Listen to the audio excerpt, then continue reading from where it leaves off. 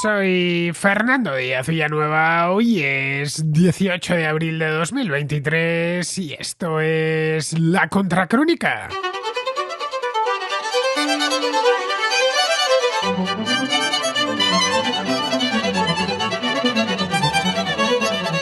El jueves pasado fue detenido en su domicilio de Massachusetts Jack Teixeira, un joven de 21 años que trabajaba como especialista de sistema de transporte cibernético del ala de inteligencia de la Guardia Nacional Aérea. Le acusan de ser el responsable de haber difundido información clasificada en el tablón de un popular videojuego online. Los investigadores creen que Teixeira es el cabecilla de un grupo formado por entre 20 y 30 individuos que comparten el gusto por cierto tipo de videojuegos relacionados con la lucha y con la guerra. Algunos de los miembros del grupo han salido en su defensa, asegurando que Teixeira es pacifista y que facilitó esa información tan solo para discutir sobre ella, ya que todos son aficionados a este género de videojuegos y de vez en cuando se enzarzan en discusiones sobre la guerra en el mundo real. El sospechoso estuvo bajo vigilancia durante al menos un par de días antes de su arresto por parte del FBI. Se esperaba que el joven fuera a trabajar el jueves y era allí donde el FBI tenía la intención de detenerle, en unas circunstancias mucho más controladas. Pero Teixeira se ausentó del trabajo, lo que hizo a los agentes ponerse en lo peor. Se apostaron en la puerta de la casa de su madre esperando a que saliera, pero la situación se descontroló porque unos reporteros del New York Times llamaron a la puerta de su casa. La operación entonces se tuvo que acelerar, un equipo del SWAT del FBI con armas de asalto y chalecos antibalas procedió a arrestarle y se lo llevaron esposado. El joven iba en pantalones cortos y no ofreció resistencia alguna. La pregunta que muchos se hacen ahora es cómo un joven que desempeñaba un trabajo en principio subalterno dentro de la Fuerza Aérea de la Guardia Nacional pudo tener acceso a información tan sensible.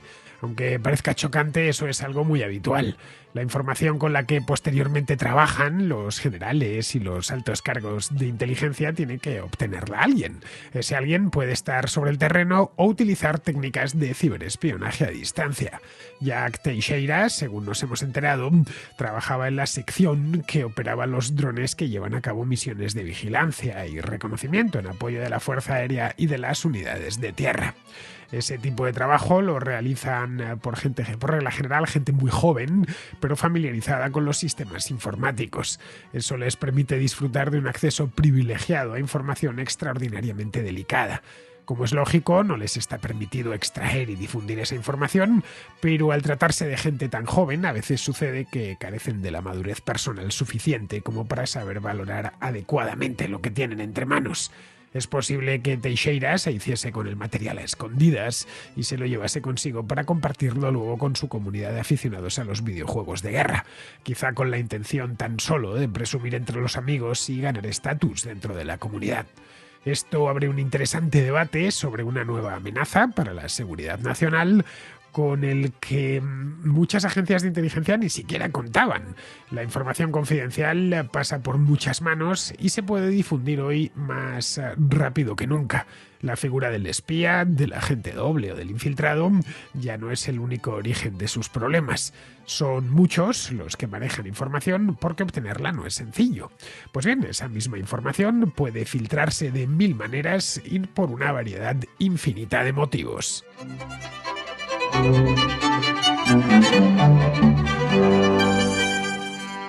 Las filtraciones de documentos ultraconfidenciales de procedencia estadounidense, de la que os hablaba aquí la semana pasada, el miércoles, si mal no recuerdo, se ha convertido ya en un escándalo de primerísima categoría. Es de hecho uno de los peores fracasos de la inteligencia estadounidense de la historia reciente, pues desde la historia de Snowden no se había registrado nada peor que esto, como os contaba aquí el miércoles.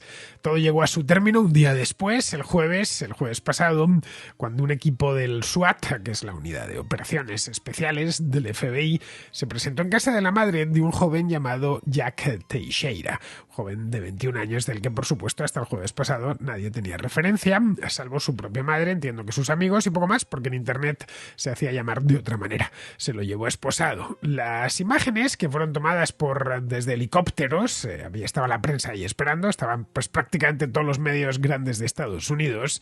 Las imágenes llamaban la atención porque lo que se veía salir de aquella casa era casi un adolescente de 21 años, casi un adolescente en camiseta, con unos pantalones cortos de color rojo, esposado y escoltado por tipos armados, y armados hasta arriba, con armas de asalto, cascos balísticos y chalecos antibalas, como una operación especial en Bagdad, una cosa así. El detenido, la verdad, no parecía especialmente peligroso. Yo estuve viéndolo en directo el jueves pasado, mientras lo daban, la tarde en España era, lo estaban dando por el Wall Street Journal y me llamó la atención, me esperaba algo más, sinceramente os lo digo. Ya digo, parecía, un adolescente recién levantado después de estar jugando a los videojuegos hasta altas horas de la madrugada. Claro, para eso, para lo poco que había que detener, pues hubiese bastado un agente de la policía del condado, incluso con sobrepeso, ni siquiera dos, con uno hubiera bastado. Pero al parecer todo ese dispositivo se montó porque el FBI no las tenía todas consigo. Según han contado después, durante los días previos, los analistas de la agencia habían estudiado a fondo a Teixeira, llevaban un par de días vigilándole y se enteraron, mejor dicho, de que tenía este chico varias armas en casa, por supuesto armas con su preceptiva licencia, ya sabéis que en Estados Unidos es perfectamente legal. De ahí que pusiesen en marcha semejante dispositivo, pues más propio, como os decía antes, de la detención de un yihadista que de la de un joven en pantalones cortos y camiseta que se pasa la vida jugando a los videojuegos por internet. El joven, por supuesto, no puso ningún tipo de resistencia, salió cabizbajo de su casa, un poco impactado, no sé si era consciente de lo que le estaba sucediendo en ese momento y sobre todo de lo que le va a suceder a partir de ahora, y le metieron en un automóvil y se lo llevaron. Se lo llevaron concretamente a Boston, donde se puso a disposición de un tribunal federal, que le acusó unas horas más tarde de violar la ley de seguridad nacional. Acto seguido, decretó prisión sin fianza, como era de esperar. Los expertos en inteligencia, los más veteranos por lo menos, no están sorprendidos por la identidad. Les parece en cierta medida lógico que fuese alguien relacionado, aunque fuese de manera un tanto epidérmica, con la seguridad nacional. Estas cosas, con estas filtraciones, os lo contaba aquí la semana pasada, muy a menudo salen de dentro, ¿no? Eso les pareció extraño. Tampoco les pareció que se mostrase pacífico. Evidentemente no te puedes oponer a tanta gente armada y con ese tipo de armas, lo que durante el arresto, quiero decir. Claro, fueron armados porque pensaron que el otro a lo mejor estaba igual más loco de lo que parecía y se ponía a dispararles desde la ventana de la casa. Estas cosas no son extrañas en Estados Unidos, que van a detener a un delincuente y el delincuente, que está armado hasta los dientes, pues dispara desde el interior de la casa. Esa es la razón por la que llevaban cascos, por la que llevaban chalecos antibalas y demás. Bien, todo esto no les extrañó. Lo que les extrañó fue una razón muy diferente, y es la forma un tanto peculiar en la que se difundieron los documentos de altísimo secreto, del que os comentaba, y la aparente motivación del filtrador. Es que son dos cosas que realmente sorprenden. La información no se reveló a una agencia de inteligencia extranjera, ¿no? Al FSB ruso, por ejemplo, dirigida directamente a un espía ruso o enviada hacia allá, ¿no? O a un medio de comunicación afín a sus intereses, que hubiera sido otra vía para hacer una gran filtración de documentación confidencial. Busco un periódico que más o menos me haga caso, que me ponga oídos, y a partir de ahí que eso ya cobre vida. No, nada de eso. Esto se publicó, como os contaba, en un tablón de Discord de un videojuego muy famoso, concretamente de Fortnite, que es un videojuego que juegan los chicos jóvenes, que es un mata-mata de estos de toda la vida, consiste en hacer operaciones más o menos como de guerra. No he jugado nunca, eso sí, pero sí lo he visto cómo se jugaba, aunque fuera solo por encima. Van armados los personajes y hacen operaciones conjuntas, algo parecido pues a cualquier juego de guerra, aunque eso sí, no está inspirado en la Segunda Guerra Mundial, ni en la Guerra del Vietnam, ni nada de eso. Bien, en ese tablón no se hablaba de política. menos aún de geoestrategia o de espionaje. Podían tratarse esos temas de manera circunstancial, pero ese grupo no estaba concebido para hablar de eso. Sus participantes charlaban pues de los intereses que compartían, obviamente, como sucede en Discord, ¿no? Pues de videojuegos online, colgaban memes, se hacían bromas de amigos. A raíz de la detención de este hombre, pues han empezado a filtrarse algunos mensajes a los medios y a decir pues, que era racista, que era machista y demás. En fin, un grupo de 20 o 30 jóvenes estadounidenses que juegan a los videojuegos y que se pasan fotografías o vídeos graciosos, que hacen algunos comentarios y demás sin nada que no hayamos visto en alguna ocasión. Es decir, que esta filtración no tuvo nada que ver con el espionaje tradicional, con lo que entendemos como espionaje, ni siquiera con el ciberespionaje, aunque podríamos hablar de ciberespionaje en este caso, pero poniéndole muchas comillas a ambos lados de la palabra. Parece ser que lo que puso en marcha toda esta filtración y todo este escándalo fue la simple presunción, sí, tal cual, la simple presunción de un jovenzuelo con mucho tiempo libre y sobre todo tiempo libre mal empleado, es decir, tiempo libre metido en casa de la madre jugando a los videojuegos. Las posibles motivaciones, digo posibles porque aún falta mucho por investigar sobre este tema, del filtrador de Teixeira son imposibles de entender si no se entiende antes cómo funcionan las comunidades de Internet. Para mucha más gente de la que pensamos, especialmente los que peinamos canas. Bueno, yo no peino canas porque no me han salido canas. Ya sabéis que a partir de cierta edad o te salen canas o te quedas calvo. Bien, mi caso ha ido por la vía de la calvicie y no tanto de las canas, pero bueno, los que estamos ya en esa edad, pues no puede ser que pensemos que la vida principal se realiza en el mundo físico y no en el mundo virtual, aunque tengamos parte de nuestra vida sea virtual. Pero no, hay mucha más gente, especialmente los más jóvenes, para quienes lo virtual ha reemplazado a lo físico en muchísimos ámbitos de su vida. Son muchos los que tienen más amigos en la red que en la calle, que en el mundo real, si queremos llamarlo así, porque el de la red también es un mundo real, es decir, no hablan con ectoplasmas, hablan con otras personas, aunque sean detrás de un seudónimo, pero es mundo real también el que hay en las redes sociales. Por ejemplo, un mundo real un tanto peculiar, pero al menos no es físico. Eso, desde luego, no hay interacciones físicas, sino interacciones a través de la red, a través de los ordenadores. Bien, pues esta gente hace buena parte de su vida y es también ahí donde buscan apoyo, donde buscan validación de los otros, reconocimiento social, todo dentro de estas comunidades. Ese mundillos, si queremos llamarlos así, que suelen pasar desapercibidos, está reemplazando de manera paulatina el espionaje tradicional como fuente de filtraciones.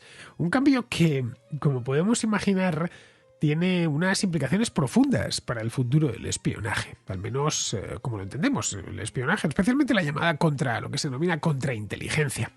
Los documentos filtrados o presuntamente filtrados por Teixeira, vamos a darle lo que es, todavía no ha sido condenado ni mucho menos, pues presuntamente filtrados por Teixeira, contienen, entre otras muchas cosas que os detallé aquí la semana pasada, tienen información muy clasificada de pérdidas rusas y ucranianas en la guerra, información sobre personal de operaciones especiales occidental que está desplegado en Ucrania, información también sobre transacciones de armas entre distintos países, lo que vimos aquí, os comenté también de Israel, ¿no? Cómo el Mossad estaba provocando las manifestaciones contra el gobierno de Benjamin Netanyahu, o el caso de Corea del Sur. En fin, todo esto, las fotografías que se publicaron, los informes, etcétera, todo esto, una información, ya digo, confidencial al máximo. Terminó en un lugar tan insospechado como Discord, que es una plataforma para comunidades online que atrae especialmente a los aficionados a los videojuegos.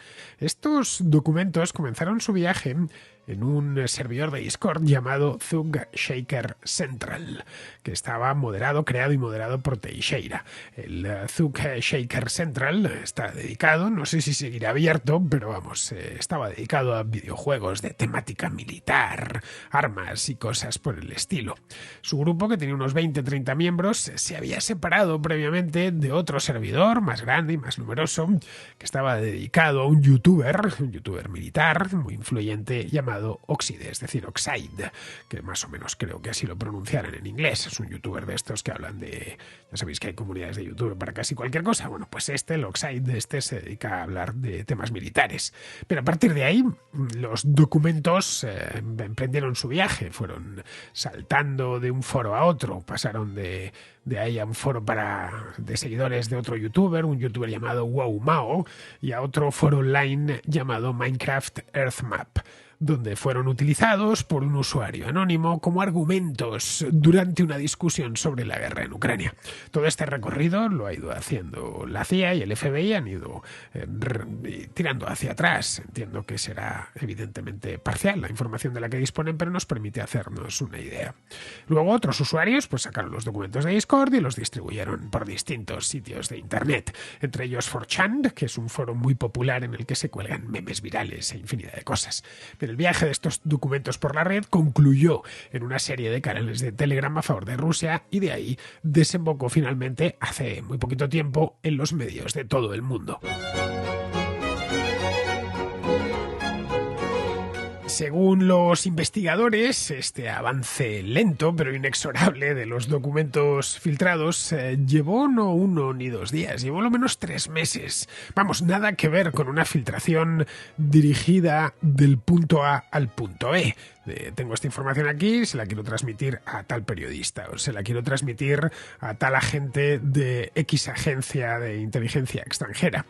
Teixeira, que en Discord utilizaba un seudónimo, como os decía, utilizaba el seudónimo OG, que es la abreviatura de Original Gangster, es decir, gángster original, que en la jerga de estos foros viene a significar algo así como un tipo de los primeros que llegaron de la vieja escuela, una cosa así, ¿no?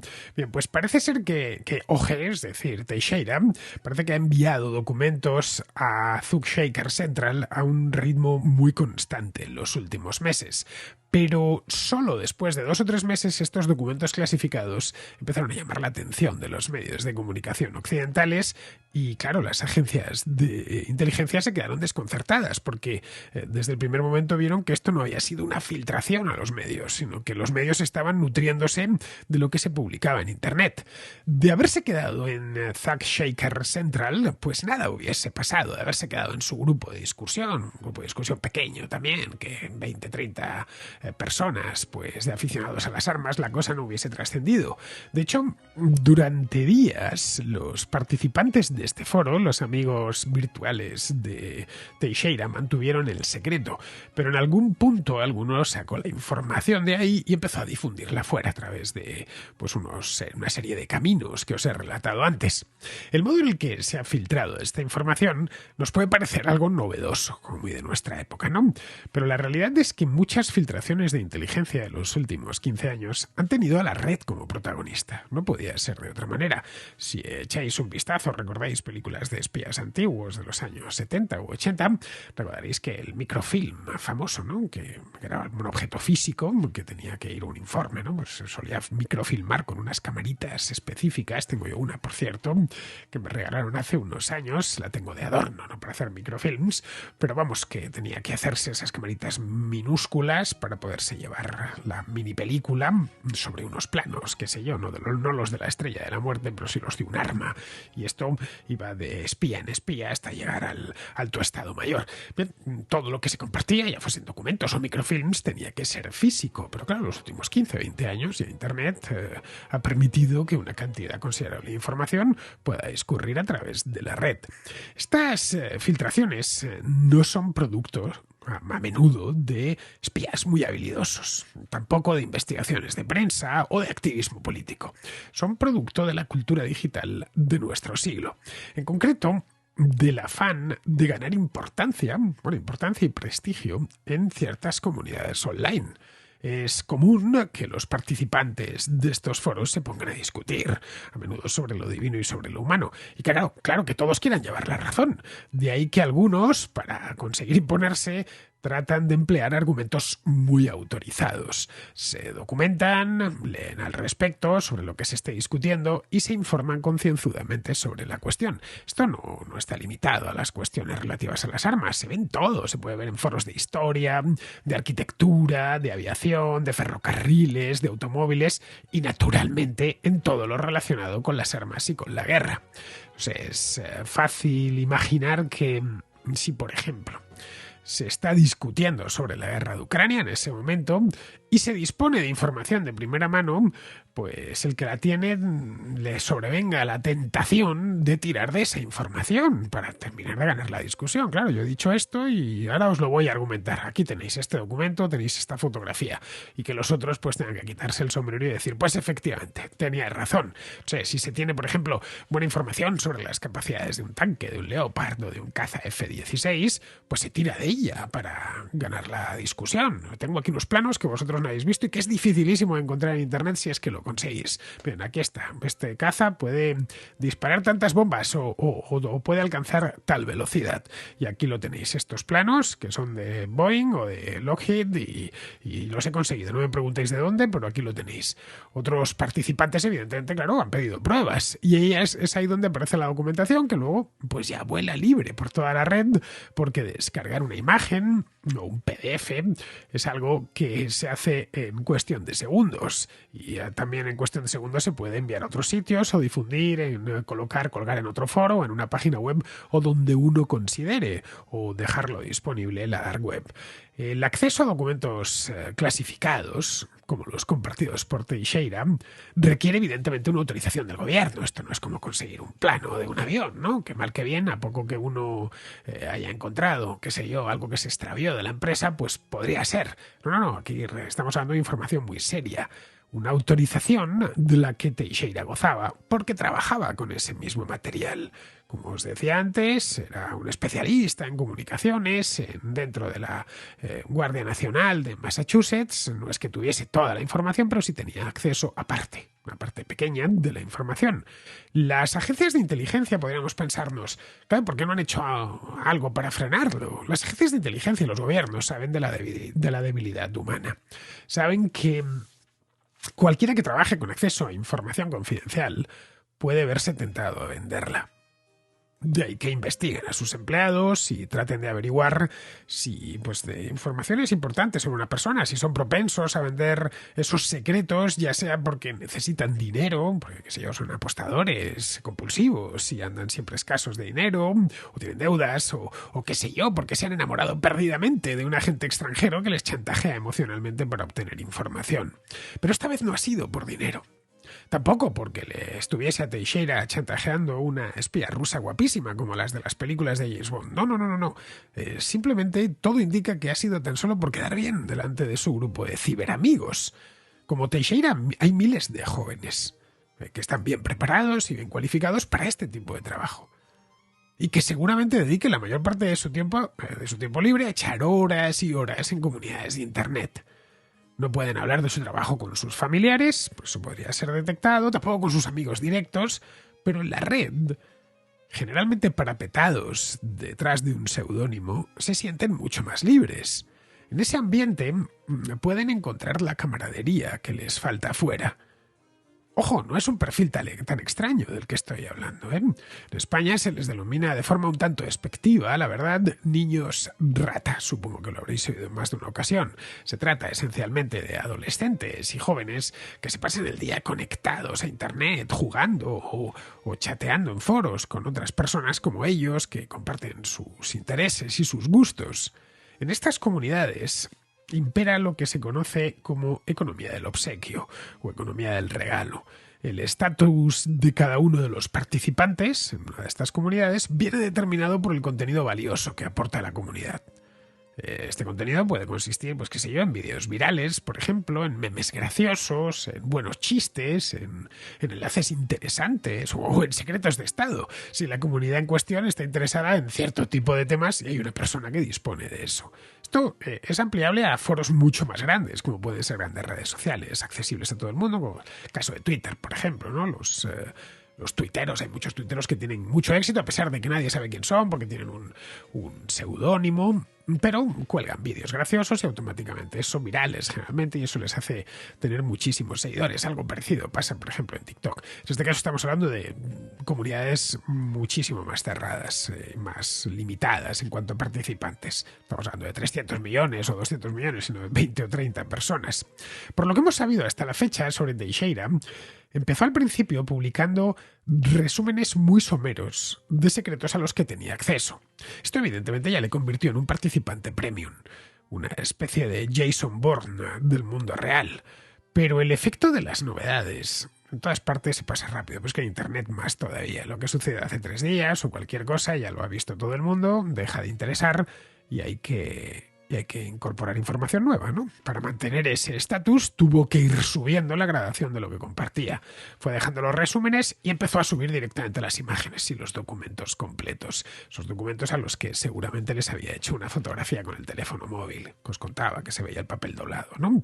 Luego hay una motivación adicional que no se suele tener en cuenta y es que buena parte de esta gente que pasa mucho tiempo en Internet y que está esencialmente jugando a los videojuegos o conversando en foros con gente que no ha conocido nunca en el mundo físico y que no tiene muchas relaciones sociales más allá de eso, es una manera que tienen para sentirse importantes. Es bueno, fuera nadie me tiene en cuenta, pero dentro soy alguien. Y soy alguien porque soy generoso, porque me lo saben valorar, porque traigo información de primerísima mano. Esto, claro, le daba credibilidad, le daba prestigio y renombre. Es más, cuando empezó a publicar esto en Zug Shaker Central, donde pasaba muchísimo tiempo, pues volvió a recuperar su papel estelar, ¿no? Internet le había dado la oportunidad de construir una identidad nueva, subir de nivel, presumir ante sus compañeros, construir una vida, desde luego, mucho más interesante y muy emocionante de la que le ofrecía el mundo físico. Visto así, la tentación de filtrar información puede ser algo realmente poderoso. Puede resolver una discusión en línea, en el acto además de un chasquido, te permite ganar influencia, impresionar a los amigos. En un reportaje que publicó este fin de semana el Washington Post, comentaban que el propio Teixeira estaba sorprendido por la que se había armado con sus filtraciones, no ya en Estados Unidos, sino en todo el mundo. Seguramente no pensó que esto fuese a llegar tan lejos, porque su intención no era tanto facilitar esa información con intenciones políticas, como impresionar a los participantes del foro. Algo así como si nunca hubiese valorado las consecuencias últimas de lo que estaba haciendo. No estamos, por lo tanto, ante un espía profesional, tampoco ante un agente doble, un infiltrado peligrosísimo que trabaja a sueldo de Moscú, tan solo frente a un joven ligeramente inadaptado, no sabemos hasta qué punto, que vivía con su madre, que disponía de algo de información y que la puso en línea para convencer a sus amigos de un foro de que era alguien importante, alguien a quien tener en cuenta. Tan simple como eso. Los servicios de inteligencia deberían empezar a incorporar entre los riesgos este tipo de perfiles humanos tan propios, por cierto, de las últimas generaciones. La información confidencial pasa por muchas manos y hoy se puede difundir con una facilidad pasmosa.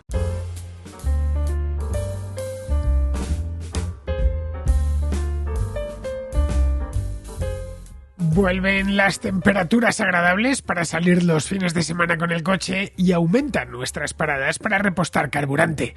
Yo te aconsejo que lo hagas en las estaciones de servicio BP y no pongas otra cosa que BP Ultimate con tecnología Active. Porque con un depósito lleno de BP Ultimate con tecnología Active, tu coche podrá recorrer hasta 56 kilómetros más por depósito. Y eso es dinero que te ahorras y tiempo que no pierdes volviendo a parar a repostar. Pero el ahorro puede llegar a ser mayor aún, de hasta 8 céntimos por litro, con tu tarjeta Mi BP si estás en la península o en Baleares o tu tarjeta Plandino BP si estás en las Islas Canarias. Esto funciona de la siguiente manera. Siempre que pares en estaciones BP tendrás 3 céntimos de ahorro por litro en tu tarjeta y además puedes obtener hasta 5 céntimos de ahorro más cuando le pongas BP Ultimate con tecnología Active. Ya sabes, esto no solo es bueno para tu bolsillo, también es bueno para la salud de tu motor. Este tipo de carburante elimina la suciedad, mejora el rendimiento del motor y reduce su desgaste para que el coche te dure muchos años más. Descubre toda la información en mibp.es o plandinobp.es.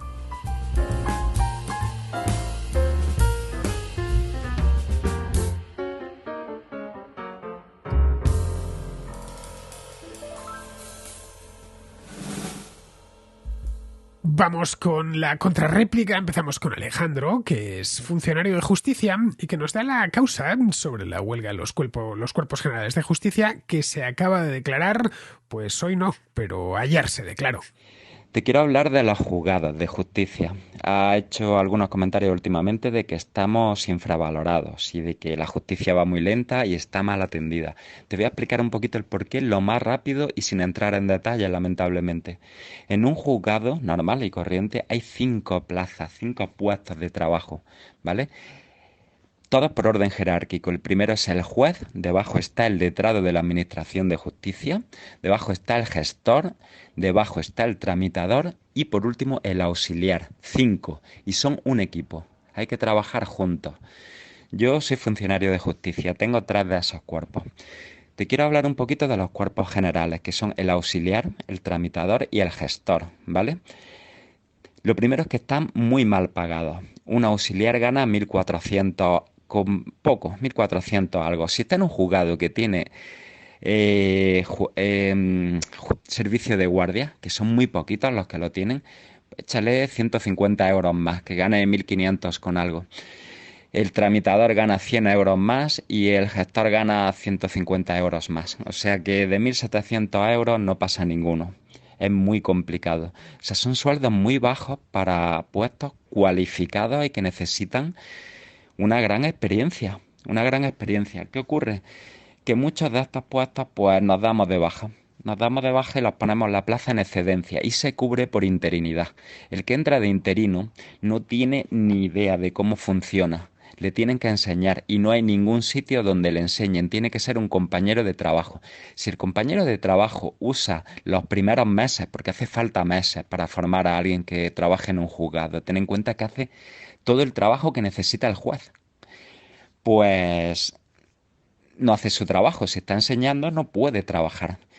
Y entonces, pues ocurre que los juzgados actualmente es raro el que no esté con 1, 2 y hasta 3 interinos. Por eso la justicia es tan lenta, está tan mal pagada que por eso funciona tan mal. Para que te haga una idea, pues un policía, que es la misma escala que nosotros, cobra unos 800 euros más de sueldo. Mi pareja es guardia civil, el mes que baja de 2.300 euros es muy raro. Y policía local, policía nacional, igual. A eso sumamos los alquileres de sitios como Madrid, Baleares, de sitios donde tenemos que ir, que rozan los 1.000 euros largos. ¿Cómo puedes vivir con un sueldo de 1.400 euros? Por cierto, ahora estamos en huelga intentando solucionar al menos un poquito esto, pero dudo que lo solucione. Un saludo y siento no haber podido entrar en más detalles. Esto es algo que no me he cansado de repetir en la contracrónica y que seguiré haciendo. La justicia en España no es que esté infravalorada, que por supuesto, no solo eso, es que está infradotada presupuestariamente. Se gastan auténticos dinerales en todo tipo de tonterías y luego lo importante, que son cosas como los juzgados, que están muy cerca del ciudadano y que además el ciudadano necesita para infinidad de cuestiones, tienen muchos problemas. En fin, no hay más que entrar en un juzgado cualquiera y ver la que hay allí montada. Están llenos de gente, se acumulan los papeles y evidentemente no dan abasto y se nota. Les falta personal, a menudo también fallan las instalaciones. Bueno, en la Plaza de Castilla de Madrid, por ejemplo, están los juzgados y muy cerquita, en la Avenida de Asturias, nada, lo puedes ver, de un edificio se ve al otro. Han construido la nueva sede del Metro de Madrid.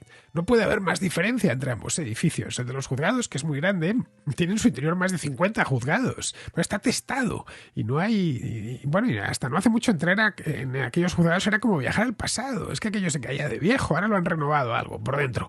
El del Metro de Madrid, en cambio, es un edificio de diseño muy bonito, con unas instalaciones novísimas. A mí me parece muy bien que se invierta en el Metro de Madrid, naturalmente, entre otras cosas porque soy usuario, pero también ha de invertirse en justicia. A fin de cuentas, la justicia es un servicio que los ciudadanos demandamos continuamente al Estado. Todos, sin excepción. Una justicia bien financiada y que funcione en condiciones lo facilita todo. Pero, como he dicho en más de una ocasión, gastar dinero en justicia no se aprecia. por parte de los políticos a la hora de ir a las elecciones. Pocos quieren inaugurar un juzgado, una comisaría y no digamos ya, pues una cárcel, ¿no? Así que es normal que los funcionarios de justicia se pongan en huelga. Más aún sabiendo las cantidades que ganan, que nos acaba de contar Alejandro. Esta es una huelga, por cierto, más grave que la de los letrados, porque los cuerpos generales y especiales de la Administración de Justicia componen algo así como el 90% del personal de toda la Administración de Justicia. Los letrados se salieron con las suyas. Después de 2 meses de huelga, consiguieron un compromiso de aumento de salario y era previsible que llegasen ahora los cuerpos generales. En fin, les deseo mucha suerte.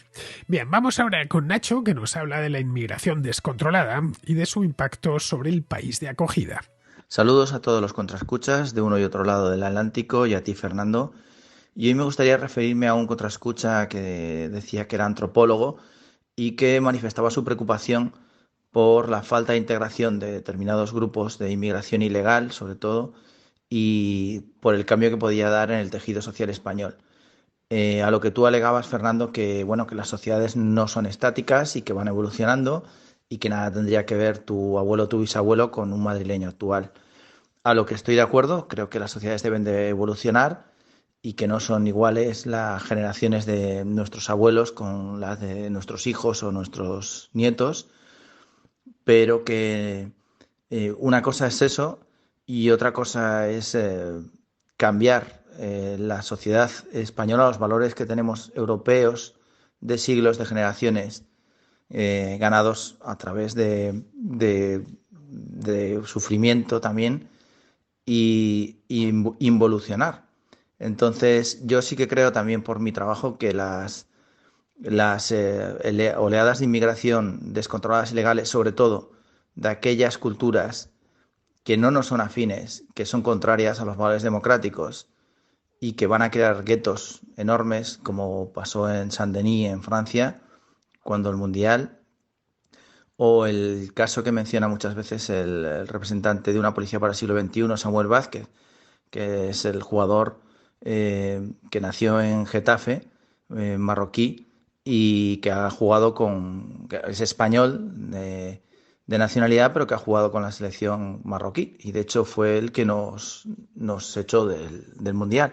Que esta anécdota no deja de ser una anécdota, pero al final la cultura pesa mucho más que un papel que diga que tienes nacionalidad X.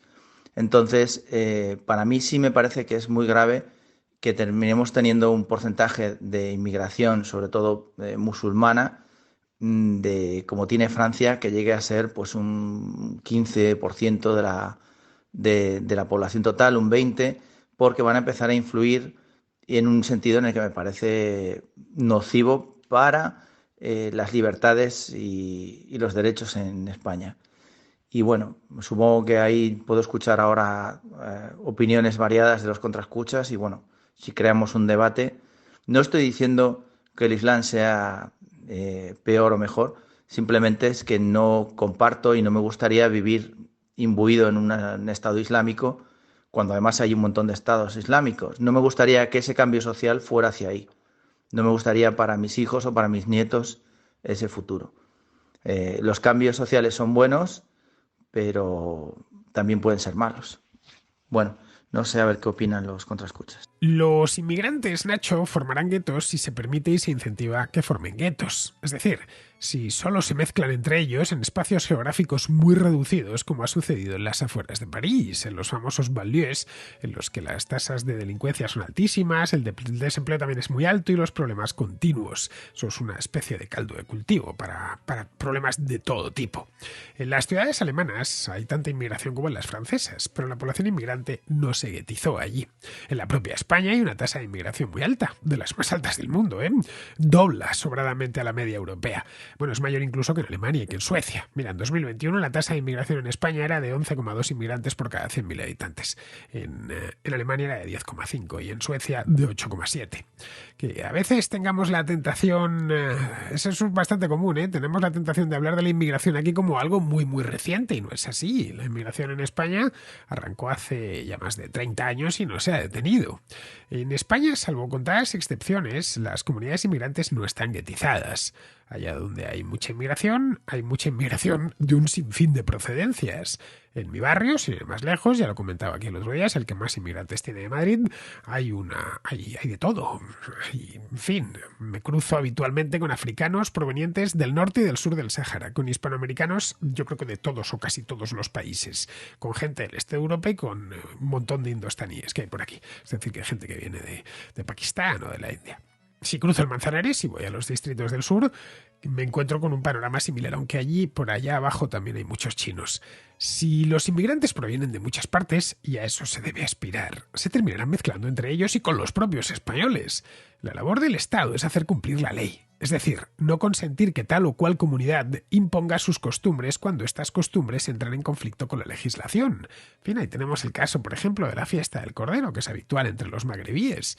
Está bien que cenen su cordero, pero no que lo maten en casa, porque eso aquí está prohibido. No hablo ya de aberraciones, claro, como la ablación del clítoris o los matrimonios forzados. Eso en España está terminantemente prohibido y hay que aplicar la ley, castigando a los que la infrinjan. La integración no consiste en que adopten nuestras costumbres presentes, sino en que respeten nuestras leyes. Podría suceder, como apuntas, que si una comunidad llega a ser muy numerosa, quiera cambiar las leyes y ponerlas a su gusto. Sí, claro, efectivamente podría suceder, pero ahí tendrá que vérselas no solo con los habitantes que llegaron de la misma procedencia, sino con los que llegaron de otros lugares. ¿Qué crees que dirían los dominicanos, los rumanos o los chinos si quisiesen imponer el velo obligatorio a las mujeres? Pues naturalmente se opondrían, al igual que la práctica totalidad de españoles. Las mujeres musulmanas son libres de ponerse el velo si lo desean, pero deben de ser libres también de quitárselo, y de esto último debe de encargarse la ley. Podemos buscar, si quieres, ejemplos individuales de falta de integración, este que me has puesto en el caso del jugador de fútbol, pero también lo tenemos de lo contrario, Entonces un ejemplo individual sale una con el otro. Mira, el viernes pasado di una charla en el Colegio Mayor San Pablo. Al terminar vino una contraescucha muy simpática y muy joven para que le firmase mi último libro. Me dijo el nombre y era la primera vez que oía yo ese nombre. Bueno, le pregunté que de dónde era el nombre y me dijo que de Bangladesh, porque su padre era de allí y su madre española. Pero esta chica iba naturalmente sin velo y hablaba español como cualquier otra madrileña, pues porque es tan madrileña como yo. Me contó que su padre había llegado a España hace 20 años, un poco de rebote, se puso a trabajar, se casó con una española, bueno, y hoy tiene hasta una pequeña empresa. Su hija, ya digo, es una española a todos los efectos, algo más morena, eso sí, y muy guapa, por cierto. En cuanto a lo del jugador de fútbol del que hablas, supongo que te referirás a Achraf Hakimi, que nació en Madrid hace 25 años, pero que juega en la selección marroquí. Este hombre se casó hace no mucho con una actriz, también nacida en Madrid, pero de padres originarios de Túnez. Se llama Hiba Abuuk. Acaban de separarse porque una mujer ha acusado a Hakimi en Francia de haberla violado. Bien. Hiba Abuuk, buscadla en internet, es Hiba con H y con B, y Abuuk es Abouk. Bueno, esta mujer suele posar ante las cámaras con unos escotes de infarto, algo que a Hakimi no parecía importarle, porque en algunas fotos posa bien sonriente con ella. Así que desconozco la razón por la que prefirió jugar en la selección marroquí, no lo sé, quizá le ofrecieron jugar de titular, quién sabe, pero en otras cosas parece que es como cualquier otro occidental. En esto, como en cualquier cosa relativa a la sociedad, no se puede ver todo en blanco y negro, no se pueden colgar etiquetas, crear grupos separados y eliminar todos los matices, porque es que entonces no se entiende absolutamente nada. Bien, vamos a ir terminando, vamos con Pizarro, que nos habla de la labor, no muy efectiva, por cierto, de Lula da Silva como pacificador mundial. Como presidente de un país en donde la corrupción política galopa, Luis Ignacio puede mirar a los ojos de los presidentes ruso y ucraniano con comprensión y complicidad. Ahora bien, que este hombre le dedique esfuerzos a la resolución de un conflicto exterior teniendo los patrios manga por hombro, le desacredita ante foráneos y oriundos, como el maestro Ciruela, que no sabía leer y puso escuela. Su plan desconoce la naturaleza del conflicto, por lo que no puede ser tenido en cuenta. Pero a él le está valiendo para resonar en prensa como una pavesa, con fulgor y sin recuerdo. Un cordial saludo de Pizarro. Y con esto, queridos amigos, termina la contracrónica de hoy, 18, mañana 19, y estaré por aquí de regreso. ¡Hasta mañana!